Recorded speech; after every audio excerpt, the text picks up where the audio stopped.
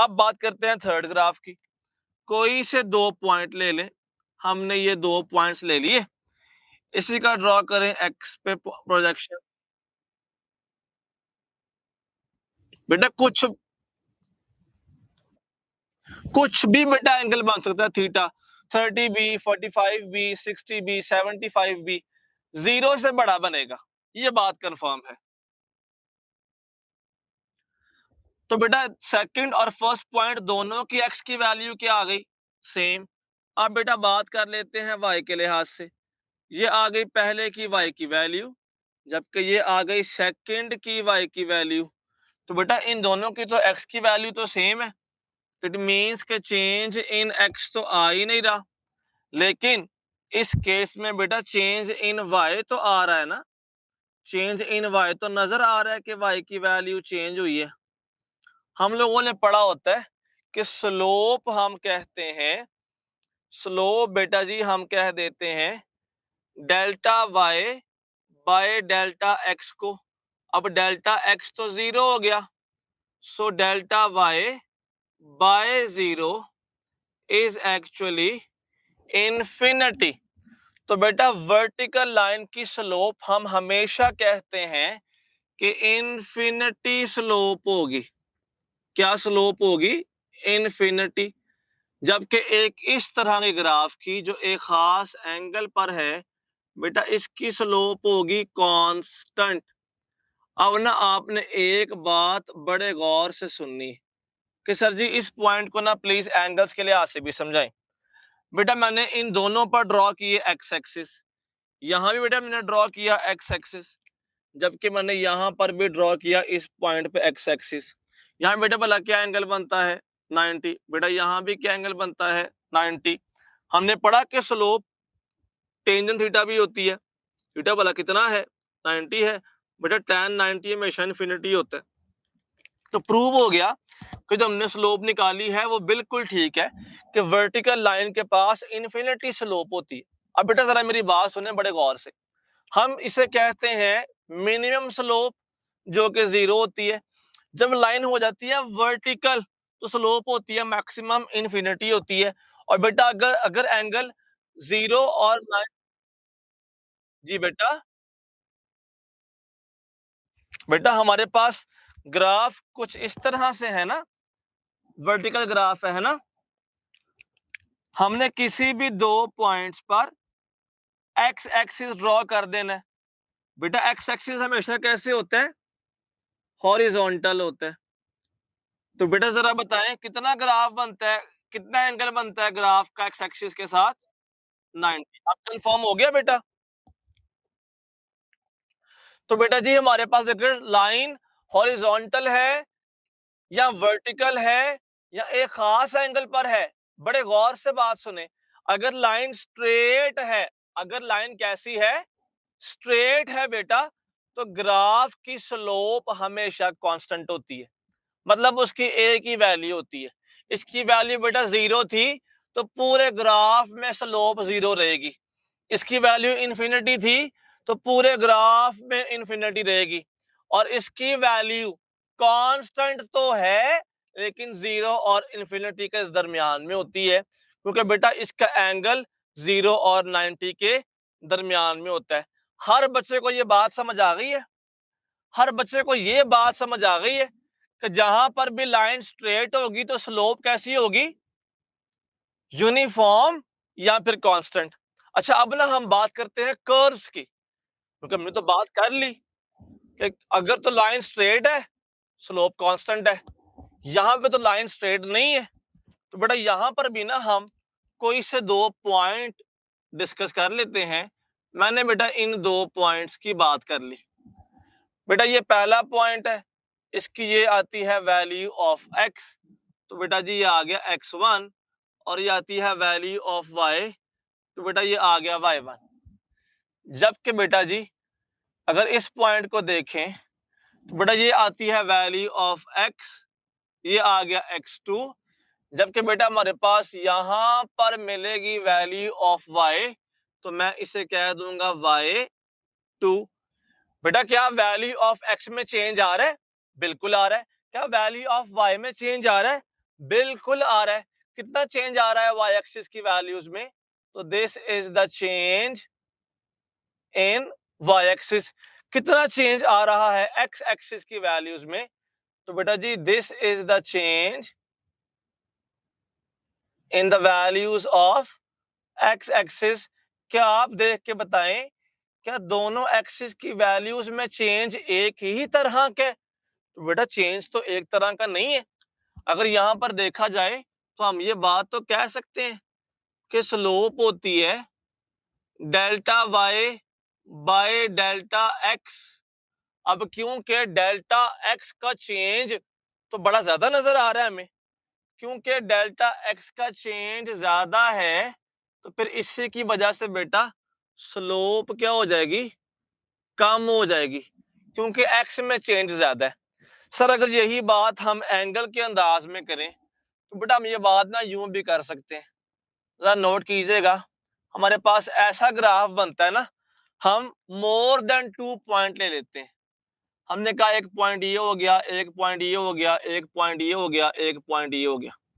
बेटा जी हर पॉइंट पर x axis draw कर दें, हर पॉइंट पे ड्रॉ करें हॉरिजॉन्टल लाइन। बेटा हर पॉइंट पर ड्रॉ करें एक्स एक्सिस। तो अब जरा बताएं कि एंगल कैसे कैसे बनता है बेटा। ये है हमारे पास शुरू में एंगल, ये कुछ देर बाद एंगल, ये कुछ देर बाद एंगल, ये कुछ देर के बाद और ये कुछ देर के बाद। तो क्या बेटा एंगल सेम रह रहा है, क्या चेंज हो रहा है? बेटा नजर आ रहा है एंगल तो आहिस्ता आहिस्ता कम होता जा रहा है। अगर एंगल कम हो रहा है तो लाजमन सी बात है बेटा कि टेंजेंट की वैल्यू भी पहले से कम हो रही होगी, और अगर टेंजेंट की वैल्यू कम होगी तो बेटा वही तो स्लोप होती है, तो फिर स्लोप भी कम हो रही होगी। यानी कि this is actually the graph of decreasing slope. ये बेटा ग्राफ इस चीज का है, इसका डिक्रीजिंग स्लोप का। बेटा बड़ी सिंपल सी बात सुने, मैंने अभी आपसे क्या कहा था, अगर तो लाइन हो स्ट्रेट तो स्लोप होती है कांस्टेंट, अगर लाइन कर्व हो गई तो फिर तो स्लोप कांस्टेंट नहीं होगी, फिर तो स्लोप वेरिएबल होगी। और बेटा स्लोप वेरिएबल दो तरह से हो सकती है, कोई चीज वेरी कब करती है? जब वो सेम ना रहे, यानी कि वो यहाँ तो ज्यादा हो जाए, यहाँ पहले से कम हो जाए। तो बेटा यहाँ पर वेरिएबल कैसे है? डिक्रीजिंग मैनर में है। अब अगर इस ग्राफ को देखें बेटा हम, तो हम बिल्कुल सेम अंदाज में कोई से दो पॉइंट चूज कर लेते हैं बेटा। स्लोप होता delta Y by delta X, हम पॉइंट निकाल लेते हैं। ये एक्स पॉइंट है, जबकि बेटा जी इस जगह पर ये एक्स पॉइंट है, ये x2 है।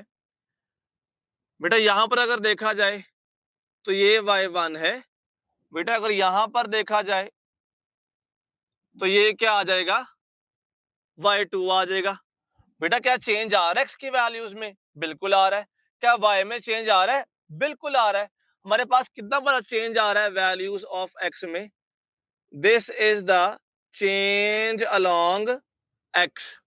कितना चेंज आ रहा है y की वैल्यूज में? This is the change along y axis. तो बेटा जरा आप खुद देखें, हमें नजर भी आ रही होगी ये बात कि क्या दोनों में चेंज एक ही जितना है कि गैप है?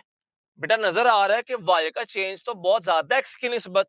हम लोगों ने ये बात पढ़ी कि स्लोप होती है, slope is equal to delta y by delta x।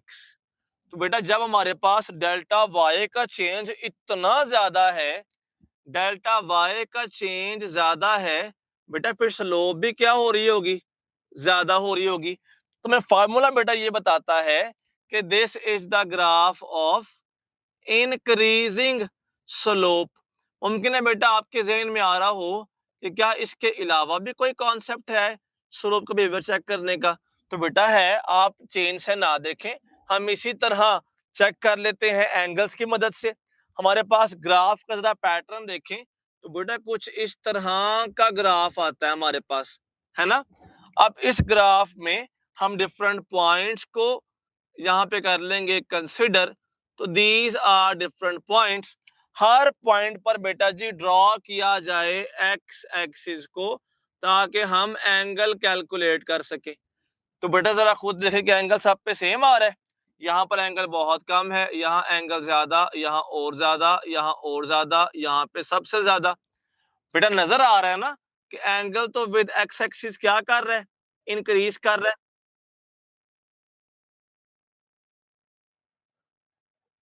बेटा कन्वेंशन ये होती है हमारे पास के कार्टेशियन कोऑर्डिनेट सिस्टम में, जो हमारा स्टैंडर्ड एक्सिस होता है वो एक्स एक्सिस होता है। इसीलिए बेटा हम बार बार कहते हैं कि जब भी एंगल कंसीडर किया जाए तो हमेशा हमने एक्स एक्सिस से लेना होता है, क्योंकि वो हमारा होता है स्टैंडर्ड। बात समझ आ गई बेटा जी? जी बेटा। अब क्योंकि एंगल बेटा बढ़ रहा है तो स्लोप भी बड़ी होगी, लाजमन सी बात है। ठीक है, तो ये होती है इंक्रीजिंग स्लोप। बेटा क्या कोई इश्यू है आपको स्लोप्स में?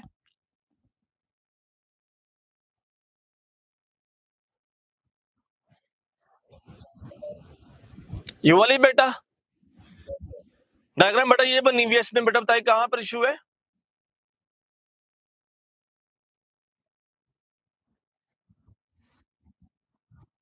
ठीक है जी बेटा, ये देखिए हमारे पास ना ऐसे आ गया। दोबारा ड्रॉ कर रहा हूं बेटा, हमारे पास ये आ गया ग्राफ। ठीक है बेटा,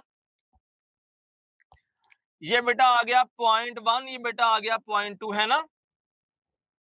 इन दोनों के पास बेटा जी एक ही वैल्यू ऑफ एक्स है ना नीचे,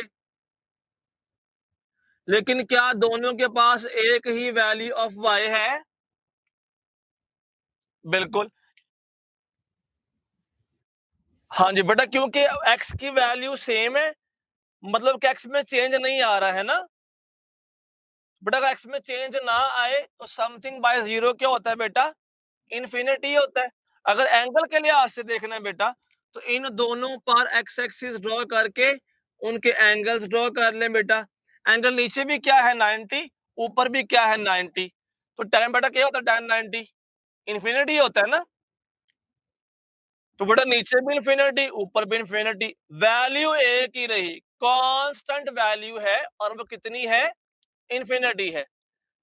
बेटा स्ट्रेट लाइन ग्राफ में स्लोप की एक ही वैल्यू होती है, वो जौन सी मर्जी हो, चाहे जीरो हो, चाहे इन्फिनिटी हो, चाहे दरमियान में कुछ हो, होती है कि वैल्यू है।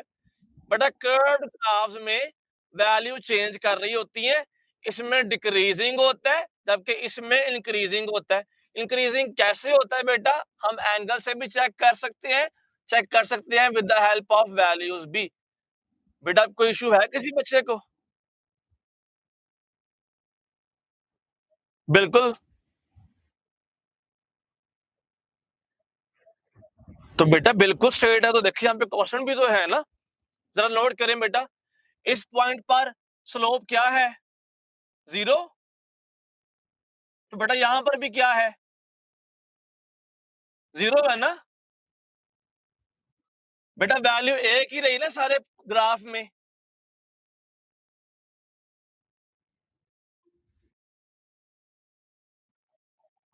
तो बेटा हम कांस्टेंट बिल्कुल कह सकते हैं।